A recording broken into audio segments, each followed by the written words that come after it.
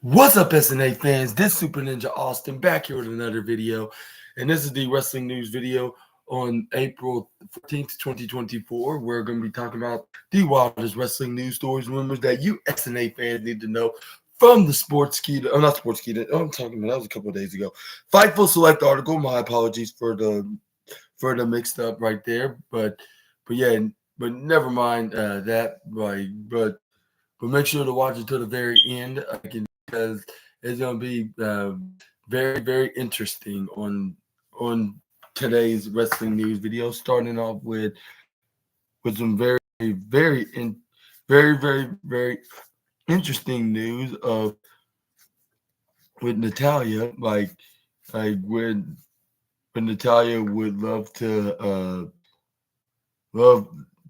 participate in blood sport. It's and she said she would love to do something like that.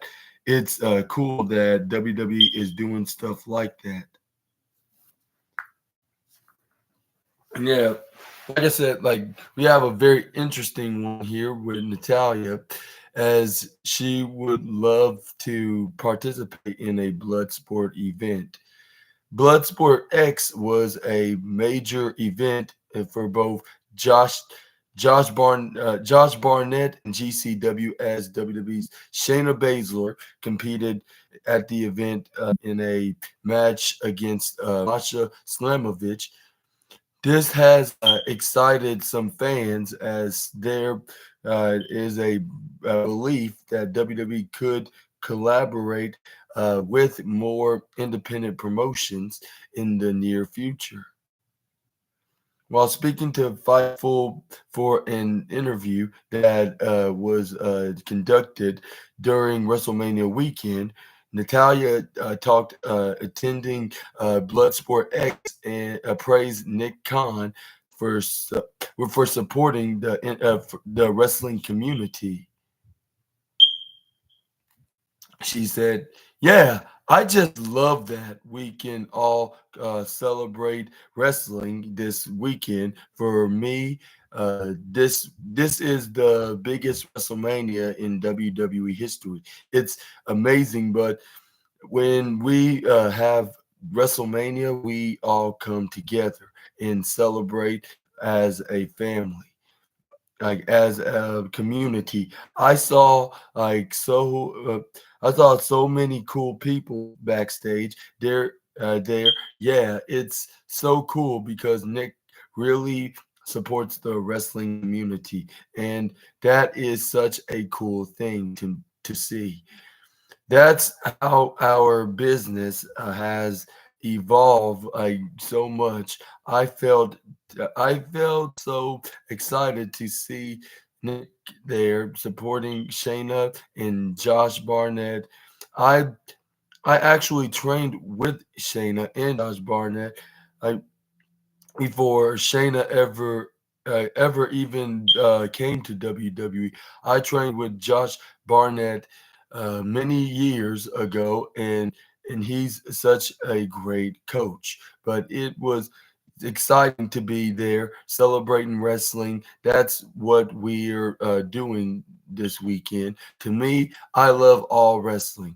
I watch everything, and I think it's important to support our friends in this community, but also lift each other up, because this weekend we're eating good. Natalia was then asked about the possibilities of competing at a blood sport event. She replied, "I think after having trained with Josh has helped me so much, especially with my submission game, and especially after training in the dungeon with my family, like in Calgary, like in the dungeon that TJ and I have now. I would love to do something like Bloodsport. I think it Like, I think it was cool. It was such a great environment. The fans that were at that show made the show so much fun, and I would love to do something like that. I think it's so cool that WWE is doing more stuff like that.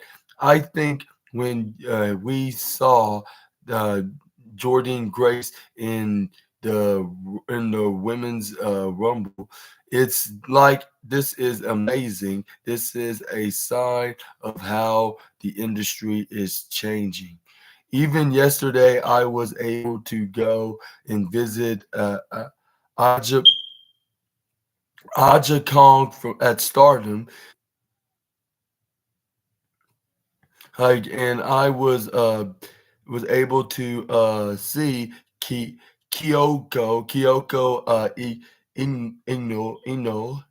Inu.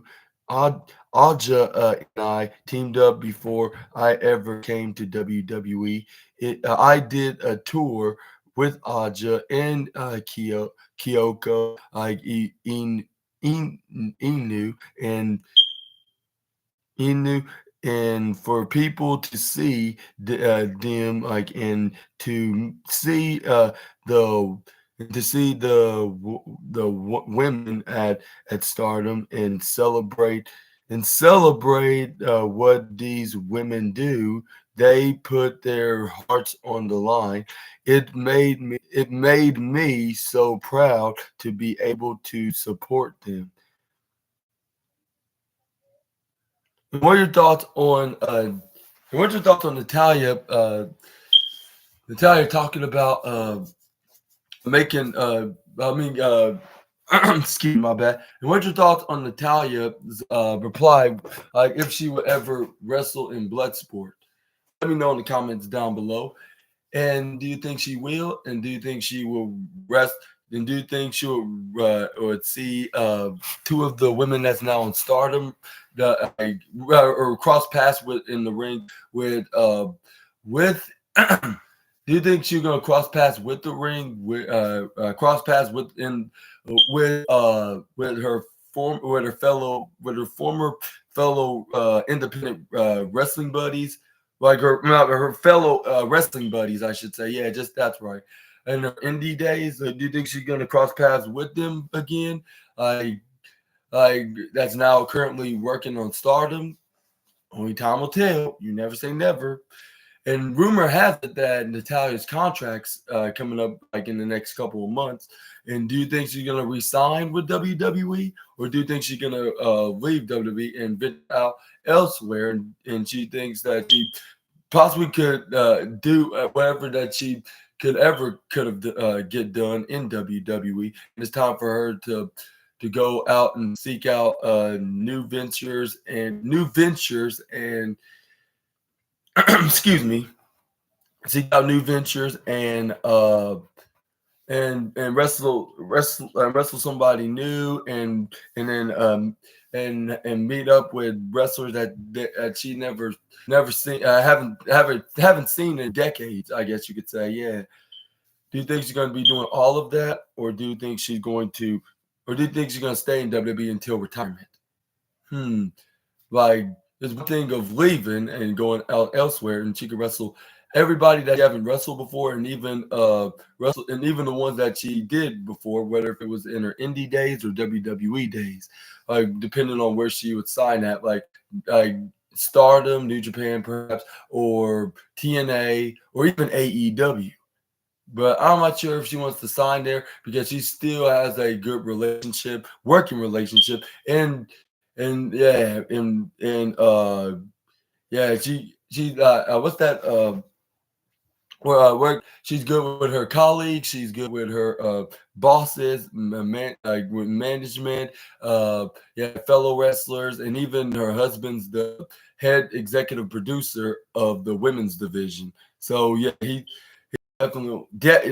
she's definitely probably liking where she's at right now. But at the same time, she could possibly just leave on good terms, just just to get the her outside WWE Pro Wrestling career run a good run for her money. Yeah, like and get it out of her system, and then she could come back like in the next couple or few years. Still like herself, like and it may seem like it probably may seem like that she never left in WWE. But yeah, let me know in the comments down below. It's very interesting, like of seeing. And she said, and she's a very total wrestling fanatic. Um, on like on a job, like on this job like this, like I mean, being a pro wrestler, and before she even became one, like for being a wrestling fan, like this is a totally great experience to be witnessing like this, something like this, like with a colleague getting a gig at GCW, which is very rare to see a WWE wrestler getting like some kind of an invitation from WWE to have one of their wrestlers wrestling for their company, like GCW did in their Bloodsport event during WrestleMania weekend. And do you think that they would allow this even if Shayna Baszler had a match at the Showcase of the Immortals? Um, that's a good question. But leave your take in the comments down below, and wherever she might do, like wherever she resigns, but wherever Natalia does, like whether she resigns with WWE or goes out to and let her contract expires and venture out in a different pro wrestling company, or even go back to the independent scene, like. I want to wish her the best of luck on where she lands at, and and hopefully she'll be happy. And let's hope she stay. She's I would say relevant. I'll say she stay remains a popular figure in this business or industry. I guess you could say business. When you say business, more likely you're talking about one organization in the world of professional wrestling, on my opinion, of course. But I mean that could be like anywhere with business. It's like industry, like it could be anywhere. Like you're just saying like anywhere in professional wrestling, whether it's WWE, AEW, New Japan, TNA, anywhere basically, like wherever that may be. But moving on to the next wrestling news, we got some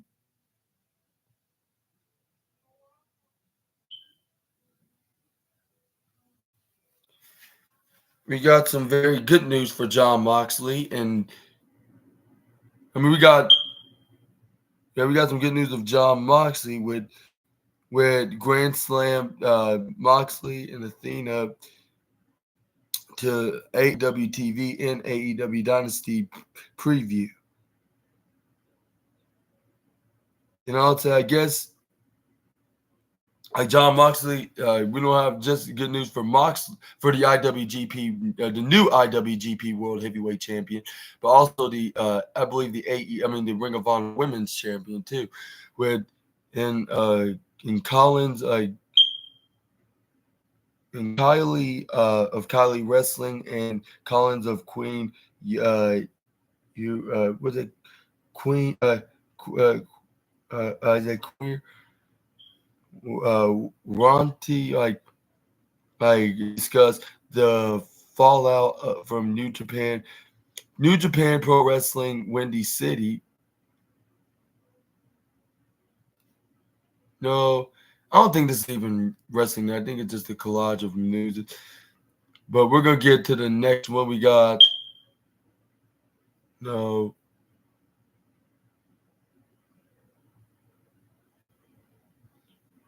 No, we got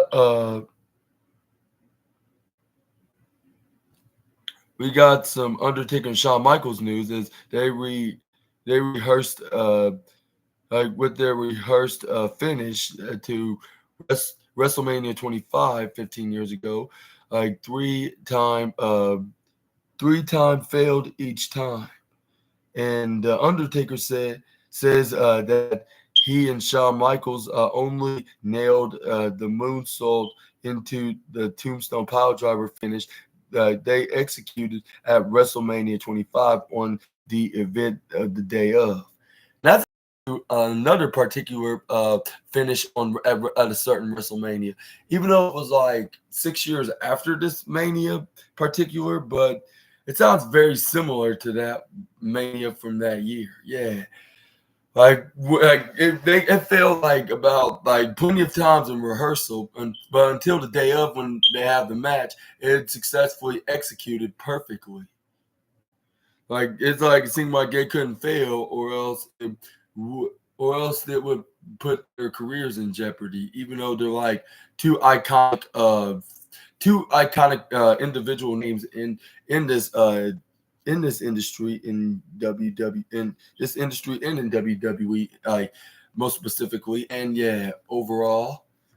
But anyways, the match between The Undertaker and Shawn Michaels, like at WrestleMania 25, is considered one of the best matches of all time. Like the match sees Shawn Michaels come within inches of defeating The Undertaker on several occasions until he makes a mistake and goes for a moonsault, only for the Undertaker to catch him and nail him with a second tombstone pile driver to secure the win in his 17th consecutive victory at WrestleMania.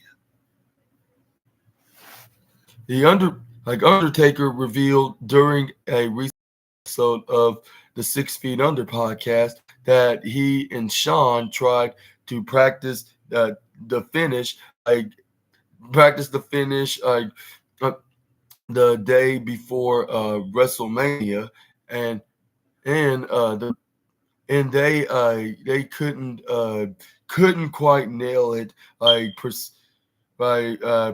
precisely like on three separate tries. Like ultimately, they decided to forget about practicing it and just do it in the moment, like, and it went off without a hitch. He said, only did it once. Like we practiced it. Like we could never get it. We just said, "F it, man. Like we'll do it like tomorrow." And when we hit it, we tried it 3 times the night before. I missed him every time. We do it like in the show, and it was perfect. That match would be the first of 2 matches Undertaker would have with Shawn Michaels, like at WWE's WrestleMania event. They would have their rematch the next year, and it would be the last match of Shawn Michaels as a in his full time career.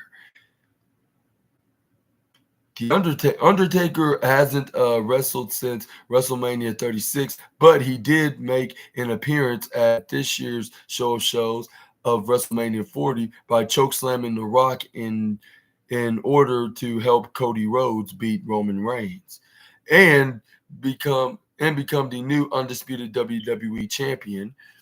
Now that WWE's in the new Triple H era, fans can read why Undertaker thinks he's a little too calm with Triple H at the helm of WWE.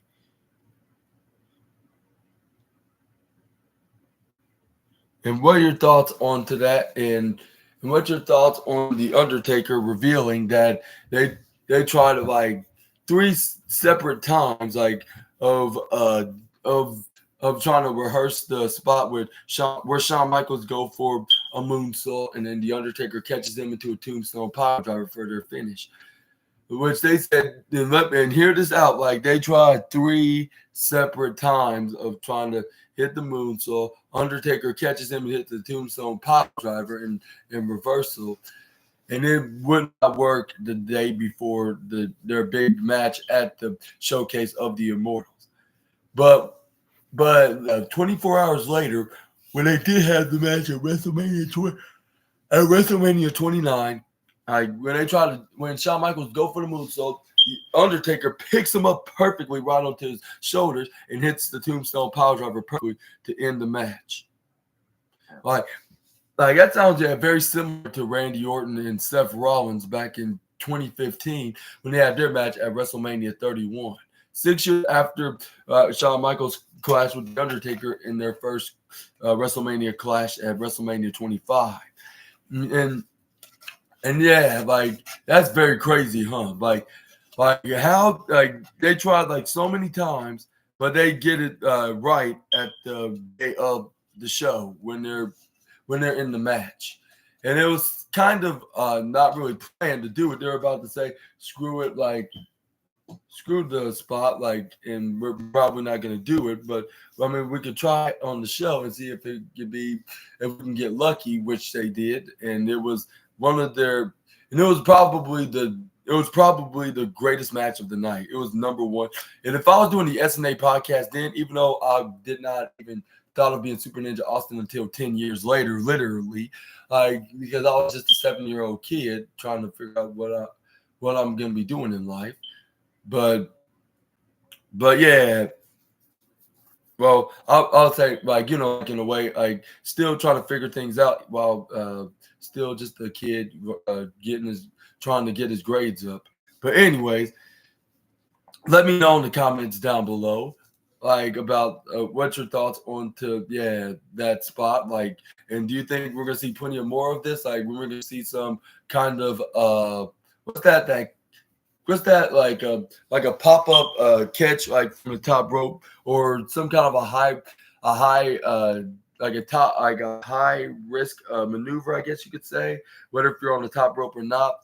Considering Seth Rollins' curb stomp was not on the top rope, he haven't did that do the top rope move until 2023, when he had that match with Omos. But let me know in the comments down below on what's your thoughts on the matter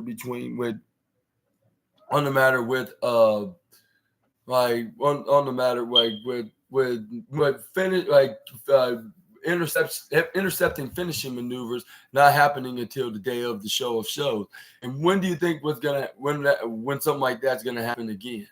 Which it's been nearly a decade since the last time something similar to this happened like this. Unless if I'm looking at it unless I am unless if I'm forgetting somebody else that did this in recent WrestleManias, in over the past 10 years. But let me know in the comments down below about that.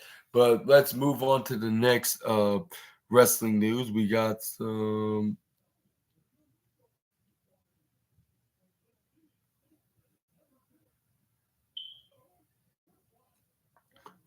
East Coast pro wrestling news, as they announced Eric Rowan will miss an upcoming show due to a new contractual obligations.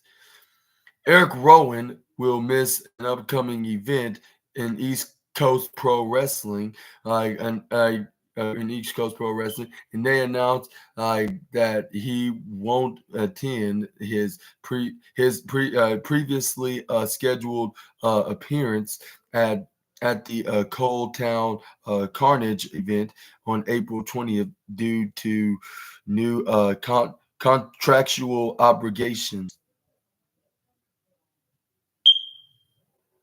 And we have just received word this evening, which ECPW said, leaving a message of the announcement by stating, "We have just received word this evening from Eric Rowan that unfortunately he will not be able to make his scheduled appearance next week at Cold Town Carnage." Eric stated that new contractual obligations are preventing him from making several dates, including ours.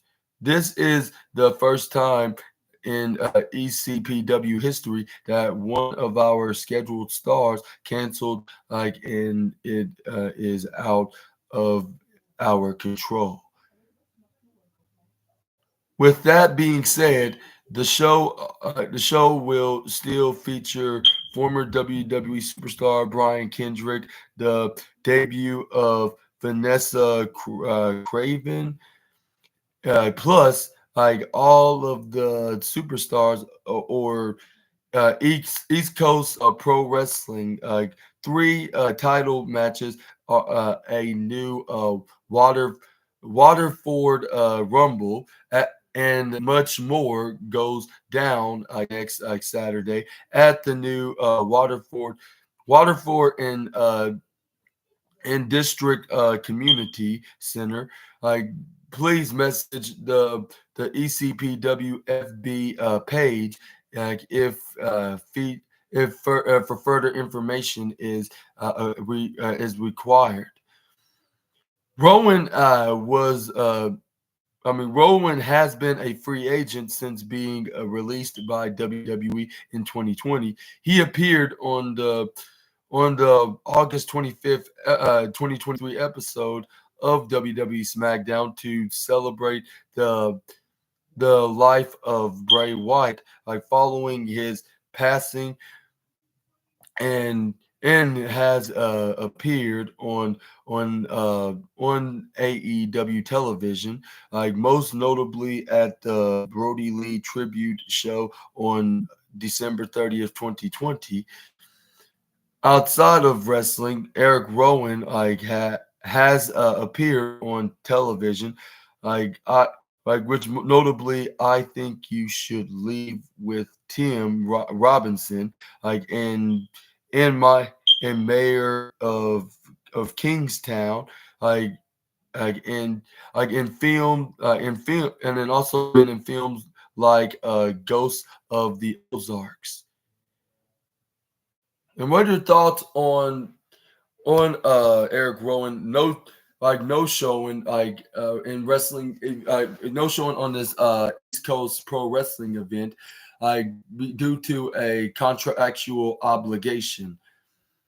And when do you think he's gonna be out of action in his career in pro wrestling? And when do you think he's gonna be done with his obligation? Uh, and do you think he's gonna be? Do you think it's gonna be sooner, or is it gonna be it's gonna be a little while before we're gonna see Eric Rowan stepping foot inside a square circle? Let me know in the comments down below, and hopefully he won't be out of action for long for us wrestling fans' sake. But even if, let's just say, if he does get into goes to Hollywood and be like some kind of a movie star, or some kind of a TV series star, being popular in of a very popular TV series, what if it's on TV, or even on, what if it's on TV or on a streaming service, like what if it's Netflix, Disney Plus, Peacock, Netflix, Prime, Paramount, whatever, whatever kind of streaming service he may be, whatever, or streaming exclusive show that he probably be on, and or even what's that, Hulu. Either way, hopefully, I wish for him the best, and I'll probably be watching whatever series he's on. I need to start watching more very popular TV series right on the streaming services, because they were very interesting, especially from the likes of Netflix, Amazon Prime, Disney Plus, and what's the other one? Max. Yeah, that's right, Max. But yeah, I finally got a subscription of the Disney Plus streaming service, which is like about $7.99, because I got the one with the commercial that are ads included. But but still, like they had some pretty good series on there. Especially, I just got started watching the X-Men animated series and the Percy Jackson series, like with the rated R superstar Adam Copeland playing Zeus. But yeah, those shows are very good, very excellent to watch. Like especially,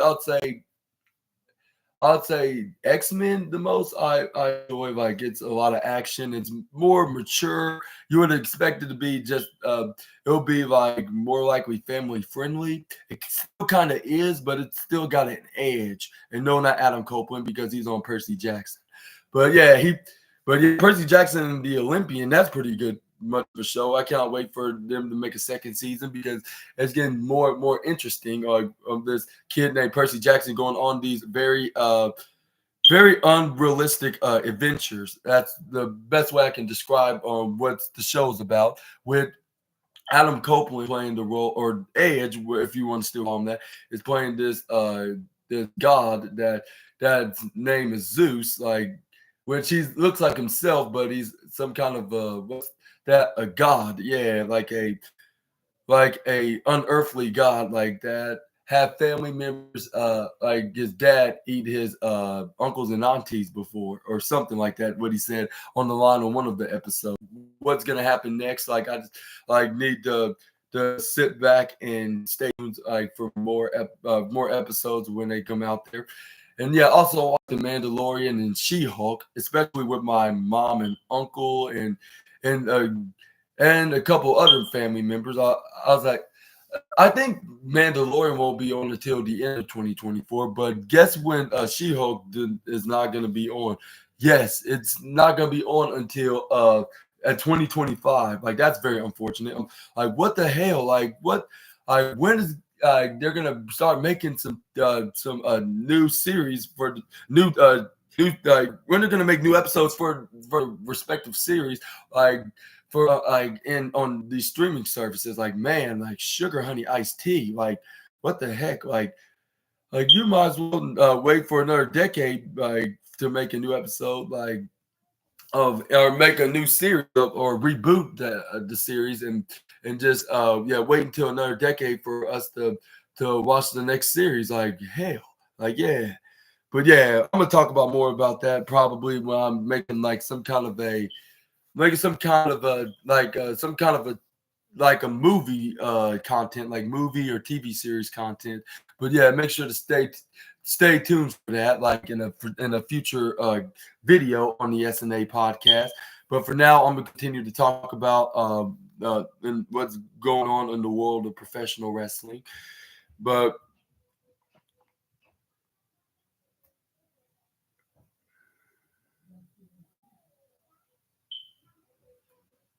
next up, we got some Mercedes Moné news now, as about her All Elite Wrestling contract deal, like of more details of the